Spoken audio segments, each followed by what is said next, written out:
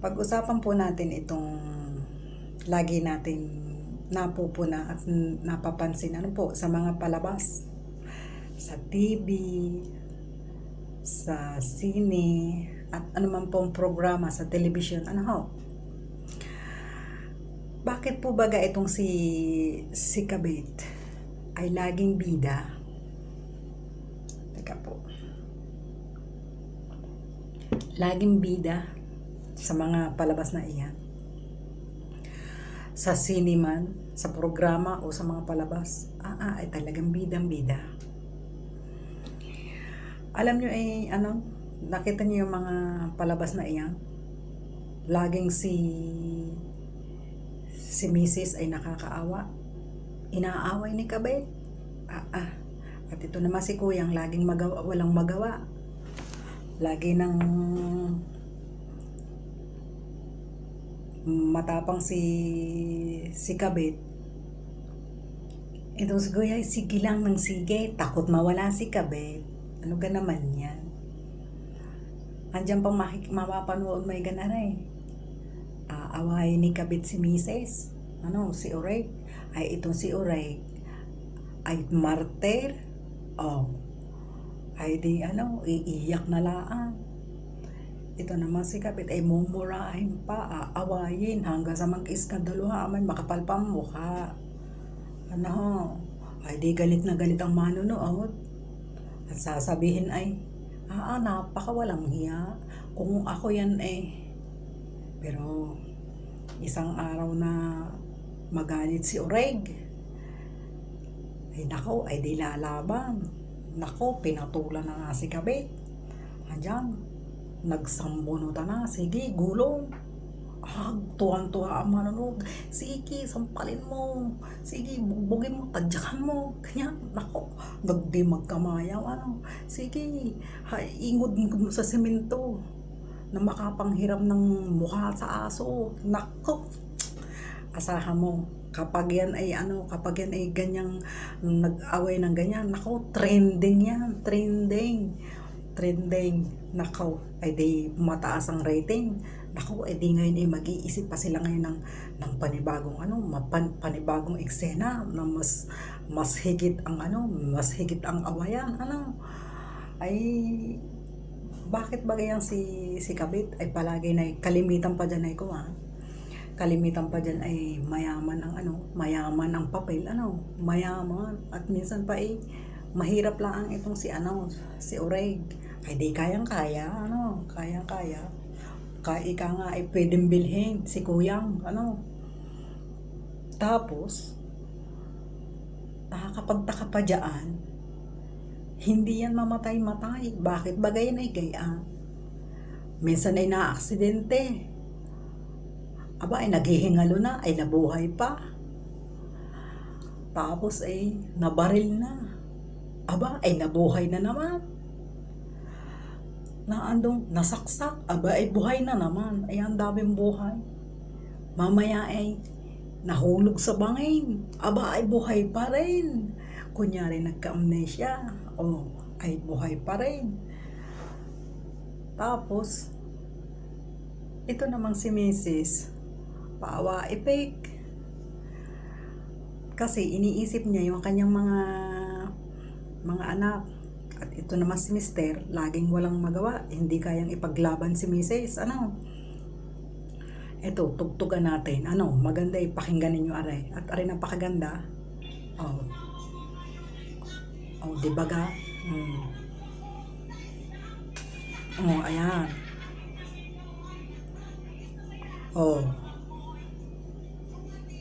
Ayan.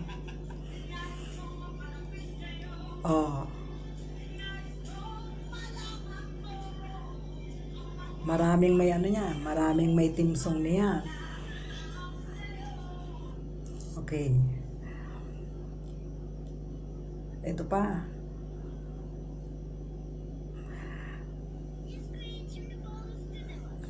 Nag-commercial naman nakakaiyamot.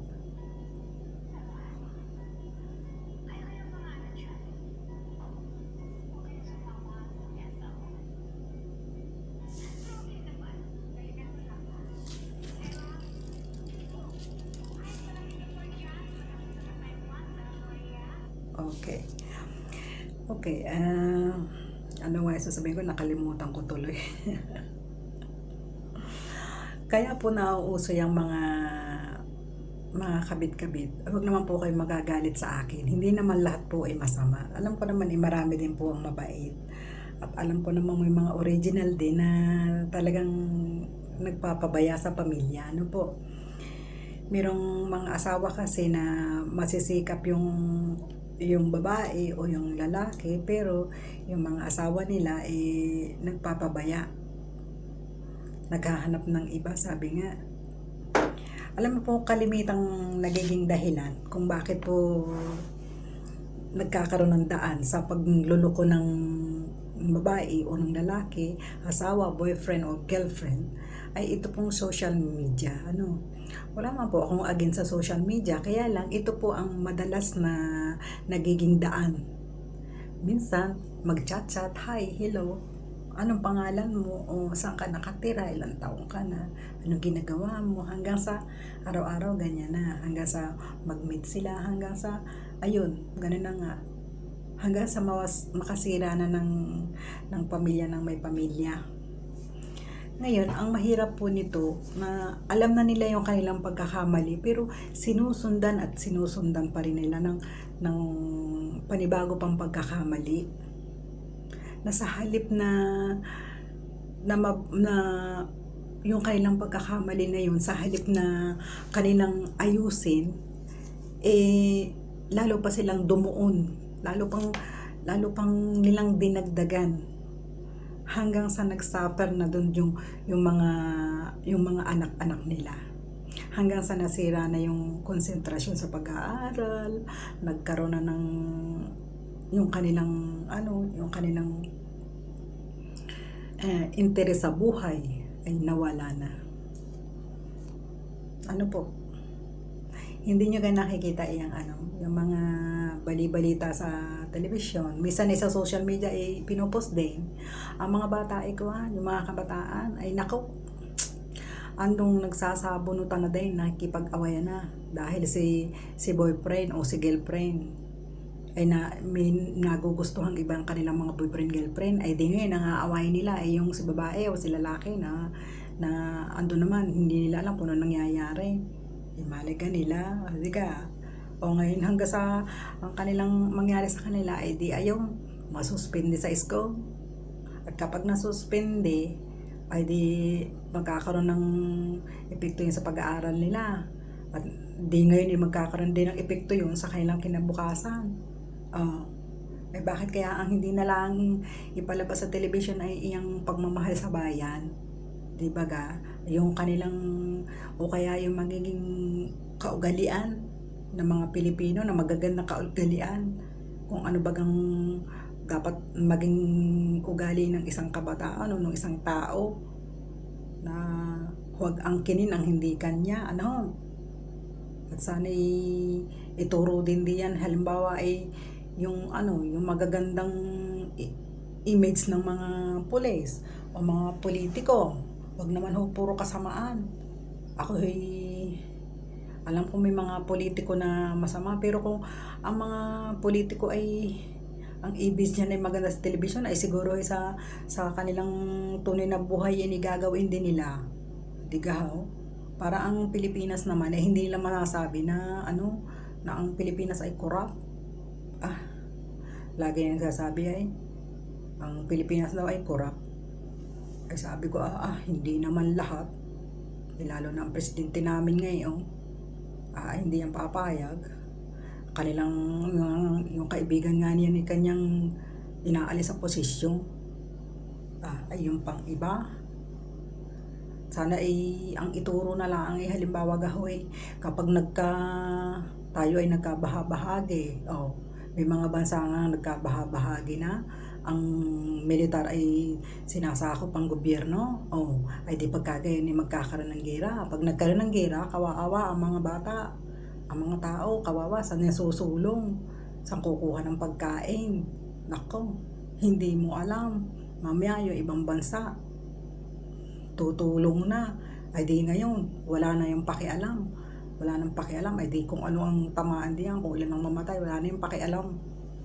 Kaya sana yan ang ituro, na huwag maging rebelde. Halimbawa, ganyan, hindi yung mga ganyan na kabitan ng kabitan, abay, tuwan-tuwa pa kapag nag-awayan, sige, good mo. Lalo pa pag nag-trending, sus ko po, ay sana isip-isip. At ang mga bata naman kapag nasira ang kinabukasan, di kawawa ang mga magulang din. At ang kanilang, pag nasira ang kanilang kinabukasan, sila din ang kawawa, di ba ga? Ay, na mangyayari. Kaya ganda-ganda, sige na ho, at ako'y nagagalit na naman, baka rin mapaagdo na naman. Sige ho. At kung ano naman nagugustuhan ninyo yung aking mga video, sana'y show me your love. Sana pindutin niyo yung subscribe, hanggang sa muli po. Bye!